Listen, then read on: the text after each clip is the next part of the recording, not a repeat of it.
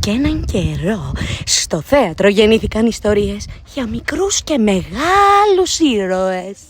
Μικροί μου φίλοι, καλησπέρα σας. Σας καλωσορίζουμε στην εκπομπή της Θεατρίνης. Μαζί θα ταξιδέψουμε σε μακρινές χώρες με διάφορους ήρωες, όπως η μάγισσα Στριμάδη, ο σκύλος και η γάτα από το δάσος της Φιλίας, ο Σάκης ο Γαλατάκης που είναι μια υγιεινή τροφή και την Ντόροθι από το μάγο του Οζ.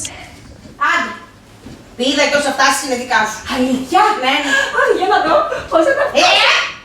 Για να πετύχει το σχέδιό μου θα πρέπει να μεταμορφωθώ σε κάτι που να είναι μικρό και λευκό. Μήπως έχει κανείς καμιά ιδέα? Πιγκουίνο! Ο πιγκουίνος είναι μικρός. Εσύ και εμάς σήμερα. Δεν καταλαβαίνω.